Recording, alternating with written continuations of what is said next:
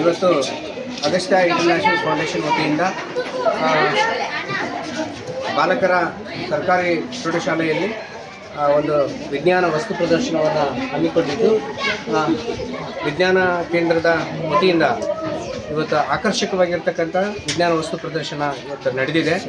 ಮುಖ್ಯವಾಗಿ ಈ ಒಂದು ಸೈನ್ಸ್ ಎಕ್ಸಿಬಿಷನ್ನಲ್ಲಿ ಇವತ್ತು ಏನು ಆಟೋಮೆಟಿಕ್ ಟೆಕ್ನಾಲಜಿ ಅಂತ ಹೇಳ್ತೀವಿ, ಅಂತಹ ಒಂದು ಆಟೋಮೆಟಿಕ್ ಟೆಕ್ನಾಲಜಿಯ ಬಗ್ಗೆ ಭಾಳಷ್ಟು ಮಾಹಿತಿಯನ್ನು ಕೊಡೋದ್ರ ಜೊತೆಗೆ ವಿಜ್ಞಾನದ ಅನೇಕ ಸಾಮಗ್ರಿಗಳನ್ನು, ಅನೇಕ ಎಕ್ಸಿಬಿಷನ್ಗಳನ್ನು ಈ ಒಂದು ಸಂದರ್ಭದಲ್ಲಿ ಮಾಡಲಾಗಿದೆ. ಭಾಳಷ್ಟು ಉಪಯೋಗವಾಗಿರ್ತಕ್ಕಂಥದ್ದು ಅಂದರೆ ಕ್ಲಾಸ್ ರೂಮ್ ಲೆವೆಲ್ಗೆ ಮಕ್ಕಳಿಗೆ ಏನು ಉಪಯೋಗ ಇದೆ ಅದನ್ನು ತಾವು ಮಕ್ಕಳೆಲ್ಲ ಪ್ರಾಕ್ಟಿಕಲ್ ಆಗಿ ಮಾಡಿದ್ದಾರೆ. ಇಂಥ ಒಂದು ಕಾರ್ಯಕ್ರಮಗಳು ನಿರಂತರವಾಗಿ ಜರುಗ್ತಾ ಇರಲಿ. ಮಕ್ಕಳು ಅಂದರೆ ಮಗುವಿನೇ ಒಂದು ವಿಜ್ಞಾನಿ ಅನ್ನುವಂಥ ನಿಟ್ಟಿನಲ್ಲಿ ಒಂದು ಕಾನ್ಸೆಪ್ಟನ್ನು ಬೆಳೆಸುವಂಥ ರೀತಿಯಲ್ಲಿ ಇವತ್ತು ಅಗಸ್ತ್ಯ ಇಂಟರ್ನ್ಯಾಷನಲ್ ಫೌಂಡೇಶನ್ ವತಿಯಿಂದ ಮಾಡ್ತಾ ಇದೆ.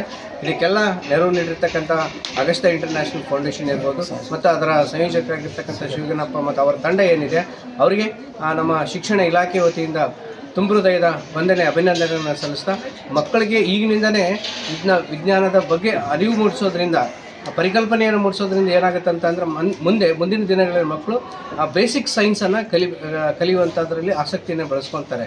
ಇತ್ತೀಚಿನ ದಿನಗಳಲ್ಲಿ ಏನಾಗ್ತಿದೆ ಅಂತಂದರೆ ಮಕ್ಕಳು ಬೇಸಿಕ್ ಸೈನ್ಸನ್ನು ಮಾಡ್ತಿಲ್ಲ, ಬರೀ ಇಂಜಿನಿಯರ್ ಆಗಬೇಕು, ಡಾಕ್ಟರ್ ಆಗಬೇಕು ಅನ್ನುವಂಥ ಪರಿಕಲ್ಪನೆಯಲ್ಲಿ ಇರ್ತಾರೆ.